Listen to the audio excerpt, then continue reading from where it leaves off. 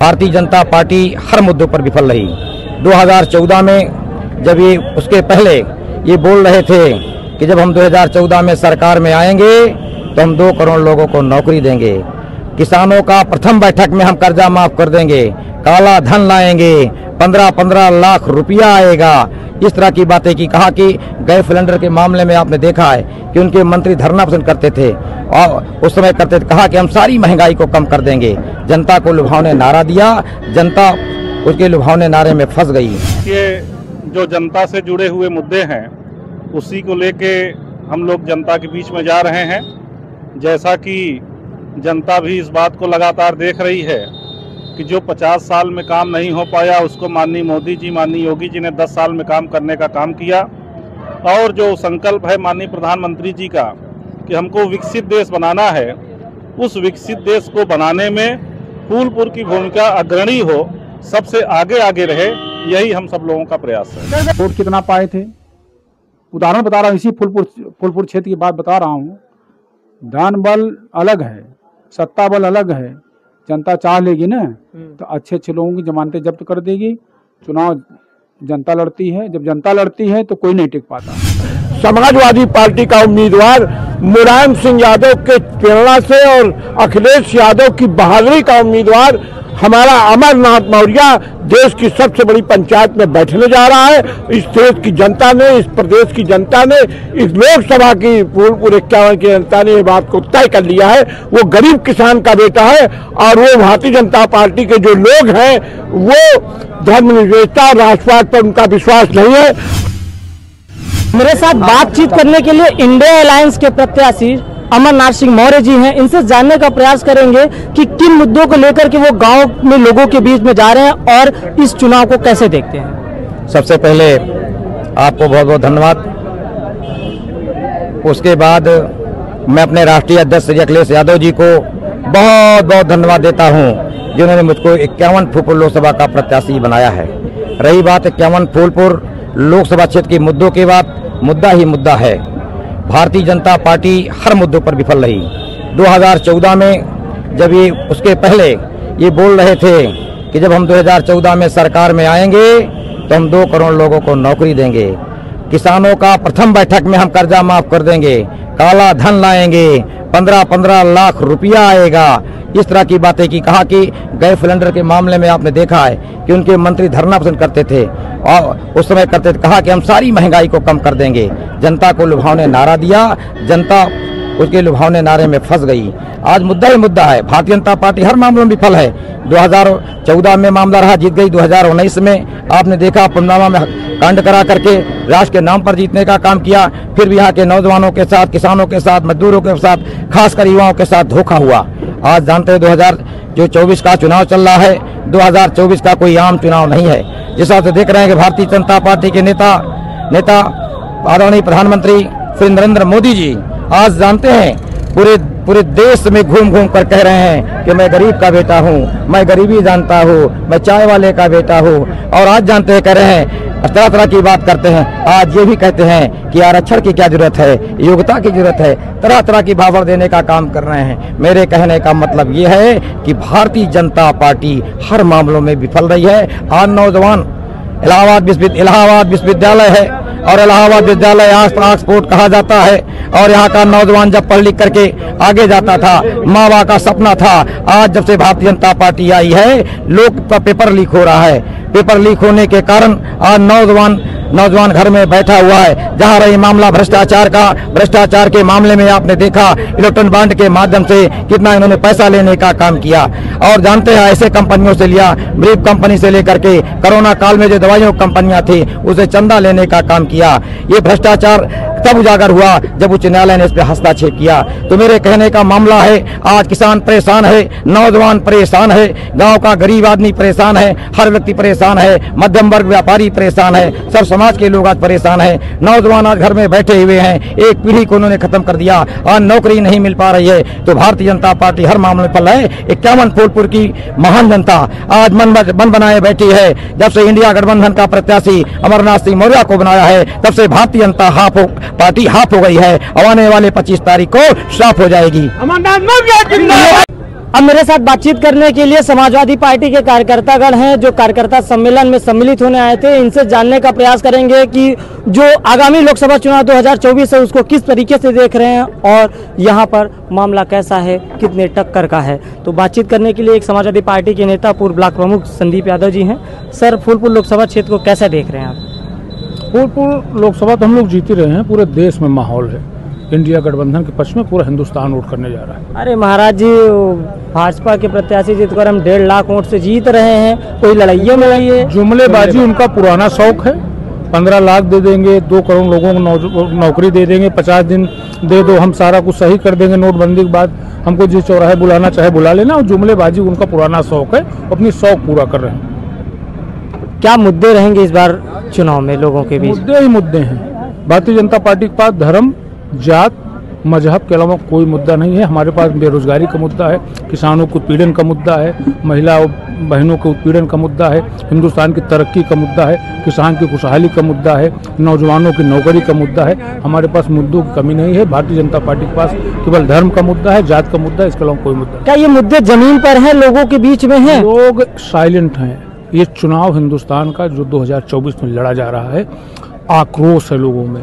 इस आक्रोश को व्यक्त करने का समय आ रहा है। स्टेप वाइज जितने भी चरण हैं चुनाव के, आपको इसे दिखता जाएगा। प्रथम चरण मतदान में जिस प्रकार से स्लो वोटिंग हुई है, क्या जब यहाँ छठे चरण में मतदान होगा तो वोटिंग परसेंटेज आप लोग बढ़ाने के लिए क्या करेंगे? देखिए, वोटिंग परसेंट बढ़ेगा। भारतीय जनता पार्टी के खिलाफ जनता में आक्रोश है और बाबा साहब भीमराव अम्बेडकर के संविधान में जो हम लोगों का अधिकार है, मताधिकार का इस्तेमाल यहाँ की जनता करेगी, देश की जनता करेगी, हिंदुस्तान की जनता करेगी। वो भारतीय जनता पार्टी को सत्ता से बाहर करने जा रही है। एक और अंकल जी हैं, बुजुर्ग हैं, इन्होंने काफ़ी सरकारें आई, काफ़ी सरकारें गई देखा, तो इस समय फूलपुर का माहौल क्या है? फूलपुर के टक्कर में भारतीय जनता पार्टी चौथे नंबर पर जा रही है। समाजवादी पार्टी का उम्मीदवार अमरनाथ सिंह मौर्य भारतीय बहुमत से जीतकर देश की सबसे बड़ी पंचायत पे पहुंचने जा रहा है और फूलपुर की जनता ने भारतीय राजनीति का इतिहास बनाया है। डॉक्टर लोहिया से लेकर पंडित जवाहरलाल नेहरू से लेकर देश के 53 लोगों ने यहाँ पर सियासत का अपना झंडा गाड़ा था। समाजवादी पार्टी का उम्मीदवार मुलायम सिंह यादव के प्रेरणा से और अखिलेश यादव की बहादुरी का उम्मीदवार हमारा अमरनाथ मौर्य देश की सबसे बड़ी पंचायत में बैठने जा रहा है। इस देश की जनता ने, इस प्रदेश की जनता ने, इस लोकसभा की फूलपुर 51 की जनता ने ये बात को तय कर लिया है। वो गरीब किसान का बेटा है और वो भारतीय जनता पार्टी के जो लोग हैं वो धर्मनिरपेक्षता, राष्ट्रवाद पर उनका विश्वास नहीं है। हमारे उम्मीदवार ने गांव खेत खलिहान से निकलकर सियासत की है और भारतीय राजनीति को वो कुचलने जा रहे हैं और देश की सबसे बड़ी पंचायत में बैठने जा रहे हैं। मैं वजीर खान, राष्ट्रीय उपाध्यक्ष समाजवादी पार्टी अल्पसंख्यक सभा इलाहाबाद। अरे वैसियो साहब आवता है, पीडीएम लेके। पीडीएम सुना?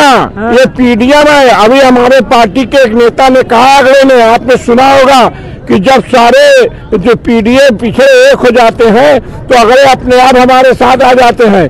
हिंदुस्तान की सियासत में डॉक्टर लोहिया ने जो नारा दिया था, पिछले 500 में 60, इसलिए हमारी अगली जात के लोग भी हमारे साथ है, कोई भी आए।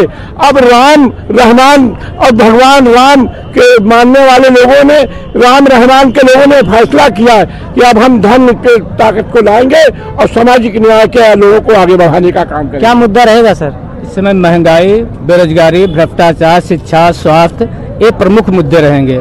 महंगाई से पूरी जनता त्राह त्राह कर रही है। जिधर भी देखिए लोग अपने बच्चों की फीस नहीं जमा करा पा रहे हैं, पढ़ाई से वंचित हो रहे हैं, बच्चे घर छोड़ करके बाहर जा रहे हैं। अब महंगाई इतनी ज्यादा हो चुकी है कि जिसके कारण लोग अपने घर से निकलना मुश्किल कर दिया। महाराज सरकार कहती है आमदनी हो तो बढ़ी बा।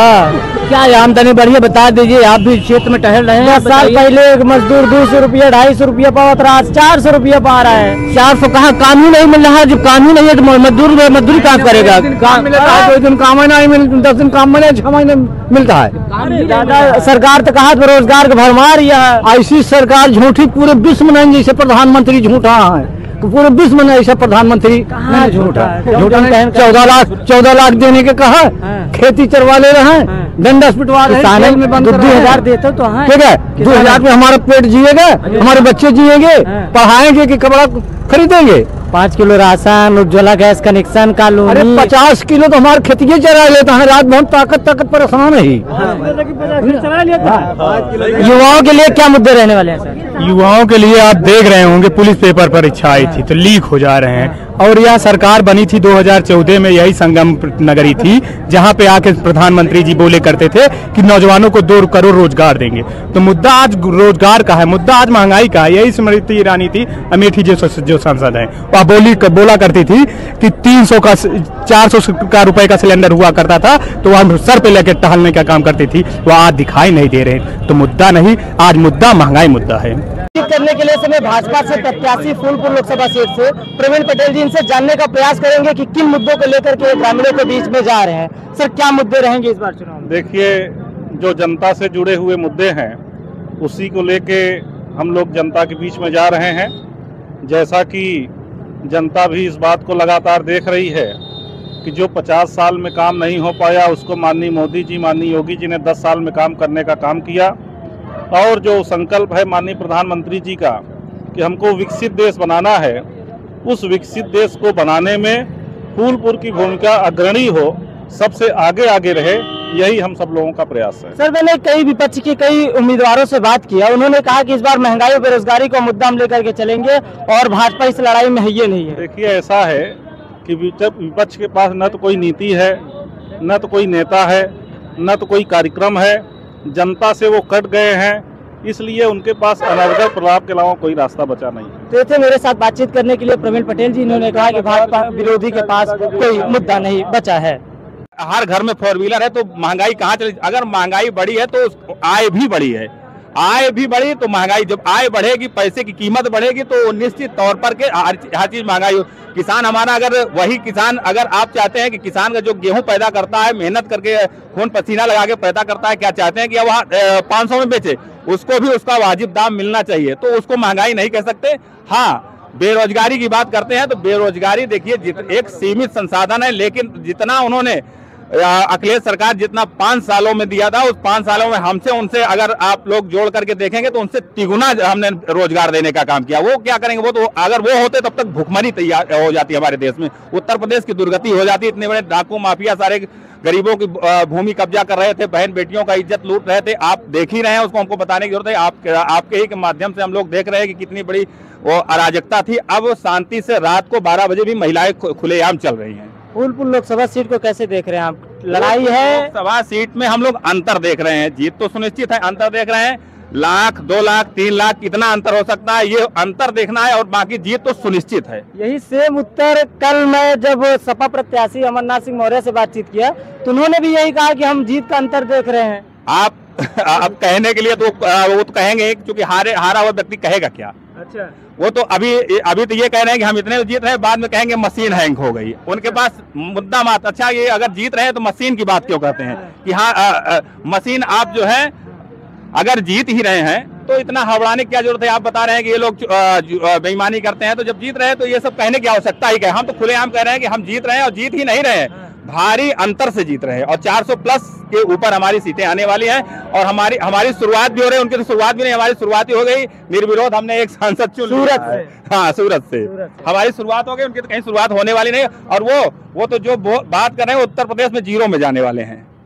अब की बार 400 पार होगा? निश्चित रूप से मोदी जी और योगी जी के जो संकल्प दोहराया है, हम लोग उस पर प्रतिबद्ध होकर काम कर रहे हैं। और निश्चित रूप से हमें यह विश्वास ग्राउंड लेवल पर दिख रहा है कि अगर इस मंडल की, इस क्षेत्र की बात की जाए, इस काशी क्षेत्र में 16 सीटें आई हैं, 16 की 16 सीटें हम लोग भारतीय जनता पार्टी को जिताने का प्रयास करेंगे। 400 पार होगा दादा? जी जी। क्या मुद्दे रहेंगे इस बार वोटिंग डालने के लिए? बस मुद्दे ही मुद्दे। विकास हुआ है, राम मंदिर बना हुआ है, क्षेत्र में विकास ही विकास जगह जगह हुआ है। अब फिर 400 पार होगा। 400 पार हो दादा? जी, 400 पार होगा। क्या माहौल है इस बार सही है? फूलपुर का खूब सही है, एकदम सही है। अभी और दादाजी लोग हैं, इनसे जानने का प्रयास करेंगे। आप कई सरकारें आई, कई सरकारें गई, आपका काफी ज्यादा, आपने कई लोगों को देखा, तो अब तक का क्या रिजल्ट रहा है? और ये जो लोकसभा चुनाव 2024 है, इसको आप किस तरीके से देख रहे हैं? अब की बार 400 पार। वोट कितना पाए थे? उदाहरण बता रहा हूँ, इसी फूलपुर क्षेत्र की बात बता रहा हूँ। धन बल अलग है, सत्ता बल अलग है। जनता चाह लेगी ना तो अच्छे अच्छे लोगों की जमानतें जब्त कर देगी। चुनाव जनता लड़ती है, जब जनता लड़ती है तो कोई नहीं टिक पाता है। हर बार ये आरोप लगाया जाता था बहन जी के ऊपर कि भाजपा की बी टीम है, लेकिन इस बार 2024 के लोकसभा चुनाव में जिस प्रकार से बहुजन समाज पार्टी ने प्रत्याशियों की घोषणा की है, बड़े ही अच्छे प्रत्याशियों के उतारे हैं और आकाश आनंद जी मैदान में उतर चुके हैं। तो क्या फूलपुर में आप कैसे देख रहे हैं, क्या आकाश आनंद जी आएंगे? हमारा प्रोग्राम कल माननीय आकाश आनंद साहब का मंडल स्तरीय कार्यकर्ता सम्मेलन है मूरतगंज में, वो वहाँ पर आ रहे हैं। इतने बड़े नेता हैं और इतना बड़ा देश है, ये देश का चुनाव है, क्योंकि हम लोग मंडल स्तर पे ही कार्यक्रम उनका करा पाएंगे। और बाकी मैसेज तो उनका चला ही जा रहा है, वो हमारे भविष्य के नेता हैं और उनके सम्मान में हम लोग कल जो है सारे कार्यकर्ता वहाँ जाएंगे और उस कार्यक्रम को सफल कराएंगे। एक आखिरी सर, आप अपने फूलपुर लोकसभा सीट के मतदाताओं को क्या संदेश देना चाहते हैं, क्या मैसेज देना चाहते हैं? मैं महान जनता जो फूलपुर की है, इनको मैं ये संदेश देना चाहता हूँ कि मैं ये बहुजन समाज पार्टी का कार्यकर्ता 1988 से हूँ और मैं अभी तक पूरा समय और पूरा जीवन जनता के बीच में ही दिया हूँ और भविष्य में यदि जनता का आशीर्वाद मुझे मिलता है तो मैं निश्चित रूप से उनके सेवक के रूप में उनके बीच में रहूँगा, उनके बीच में उनके सुख दुख में शामिल रहूँगा और उनका जरूर निश्चित रूप से उनकी जितनी समस्याएं हैं उनका निदान करने का पूरा प्रयास करूँगा। एक चीज़ और बता दें जगन्नाथ पाल जी के बारे में कि ये सन 1988 से लगे हैं और अभी तक उन नेताओं की तरह नहीं है जो दल बदलू नेता हैं, बहुजन विचारधारा से जुड़े और आज तक बहुजन विचारधारा से जुड़े रहे और अब इन्हें बहुजन समाज पार्टी ने प्रत्याशी घोषणा किया है। अब फूलपुर की लड़ाई बहुत ही दिलचस्प हो गई है।